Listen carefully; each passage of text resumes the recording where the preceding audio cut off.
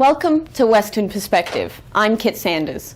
It's been suggested by some that it will take another century for women to achieve true equality in Australia at the current rate of progress. But the first ever Madam Speaker disagrees. Michelle Roberts met with WAMN News in an exclusive interview to discuss the future of women's rights, democracy and power in WA. In her own words, she'll be firm, fair and feminine. I think obviously I'll be firm, I'll be fair, but I'll also be feminine. I will bring a woman's perspective to that role it's not going to be a huge change, but I think it'll be a distinct change. But for the public, it is a huge adjustment because for such a long time, both in government and in opposition, the word police is your middle name. Michelle Police Roberts. That is your middle name. That's going to be a big change, though. 23 years ago, Jeff Gallop asked me to be opposition police spokesperson in the state parliament, and it's a role I've done for most of the time since then. I've had some other experiences, but for a lot of the time I've either been the police minister or the shadow minister for police. So that's what people are most familiar with. But I love the parliament, I love democracy, and the opportunity of being the first female speaker is a really exciting one. When it comes to women in politics, doing it is different than talking about it. Absolutely, and it's not until the first woman does something that young women get the very clear message that it really is something they can do. You can talk about it, but unless it's a reality, you don't see that real example. So that's one of the examples I've provided as police minister. I understand I was the first woman police minister in Australia. That took on new ground for women. And again, in the West Australian Parliament, I'll be taking on that new ground here. I hope to set an excellent example for young women. When I arrived here, this had all the feel of a gentleman's club. It's changed dramatically. We will have 28 women out of 59 members in the chamber. That's a dramatic difference to what it was even 10 years ago, never alone 20. There's some stats and studies that it will take 100 years for women to catch up to equality to men if it continues like this. Do you hope that this can accelerate that? It's been accelerating in recent times. When I was elected to replace Carmen Lawrence in the State Parliament in 1994, I was only the 18th woman to be sworn into the Legislative Assembly. This year we'll be swearing in over the number will be past 100, so over 100 women will have been sworn in. So it has grown rapidly, and this year's fantastic election result has seen more women than ever before. Given that your party is going to be dominating in the lower house, how can you assure the opposition that they will have their fair say without 50 members yelling at them at the same time while they're talking? Look, I simply won't tolerate that. Those 6 members have been elected by their constituency. They're entitled to represent their constituencies and to represent the views of the parties that they're members of. So they will get their opportunity and I will treat them fairly.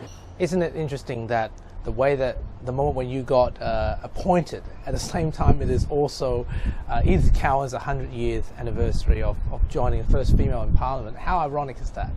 Oh, look, I think it's a really symbolic kind of coincidence. 100 years since the first woman elected to any parliament in Australia, Edith Cowan, here to the West Australian Parliament. She only served one term, and that was 100 years ago. I've served more terms in this place than any other Member of Parliament currently, male or female, and now I'm taking up the position of Speaker. When she gave her first speech, she was interjected on and harangued, and that was a very, very different era. Do you hope to achieve what Julie Gillard has achieved, basically saying that hoping to make it easier for the woman after that and the woman after that, and she's proud of that? Do you hope to follow her footstep on this regard?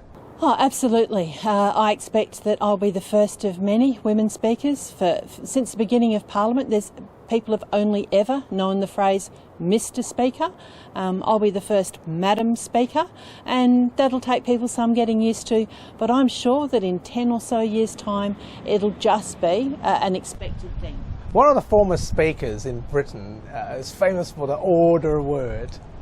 Can we expect that from you, or what would it be? I've generally found that I don't need to raise my voice to get attention and to control a situation. I'm prepared to raise my voice if I need to, but generally people will be given they'll be given fair warning. I'm not expecting people to behave in an unruly way, but they will be spoken to, and it probably will not be in anything close to the style of that UK speaker. Okay. Finally, what's your message to young women who want to enter politics or aspire to be in politics? Look, being a Member of Parliament is one of the most exciting jobs that you can actually do. To represent your community, to make laws, to amend laws, and to be at the forefront of community, to really make a difference. There's so many opportunities there in so many different portfolio areas and areas of endeavour. I often explain to young children, state parliament in particular is about delivering really good services in education and schools, in hospitals, in policing, in public transport. It's also about protecting the environment. There's so many diverse areas to be involved with, and it shouldn't just be left to the blokes. We need to have a diverse parliament that reflects the community. Do you hope that do you hope to see another female speaker in your lifetime? Oh, I expect to see more than one in my lifetime, and same goes for the presidency of the upper house. The community is generally 50-50, women and men. I would expect 50% of all positions should go to either gender. Michelle, thanks for your time and congratulations Thank you, Ivan. again. Appreciate that.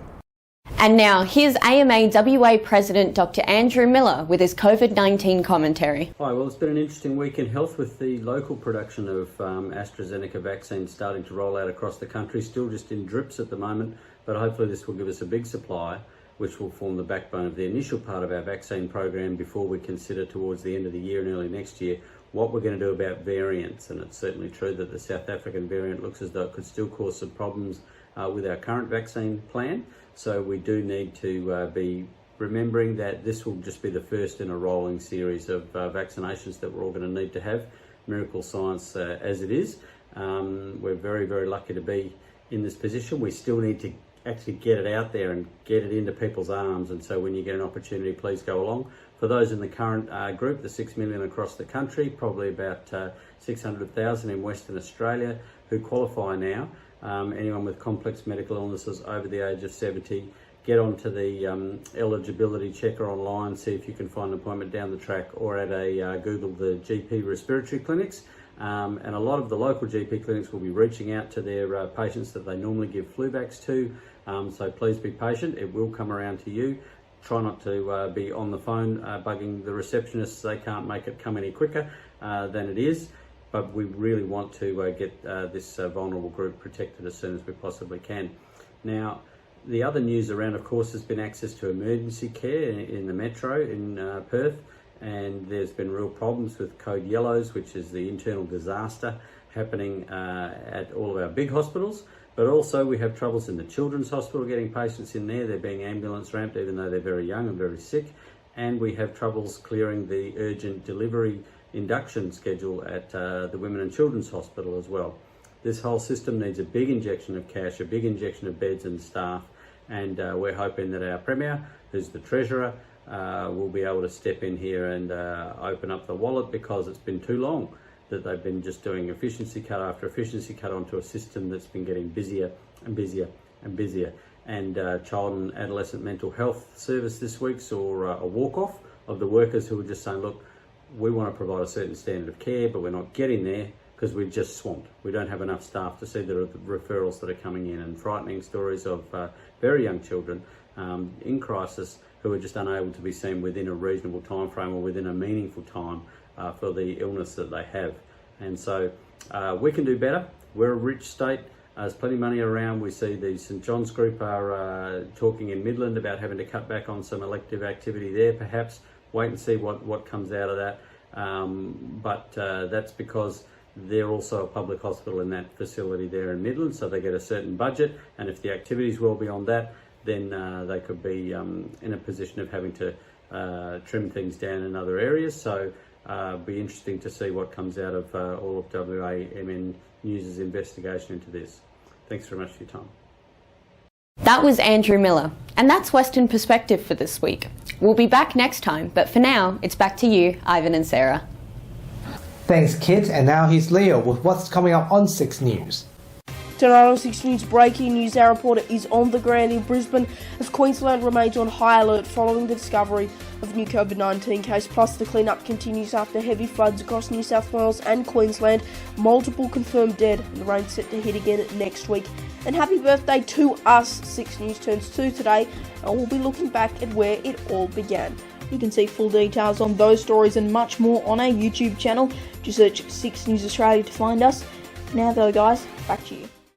Thanks, Leo. And that's our weekly news and current affairs. You can find the latest news at any time on our website, wamnnews.com.au. From Sarah and myself, we wish you good health, good night, see you next Sunday. Take care.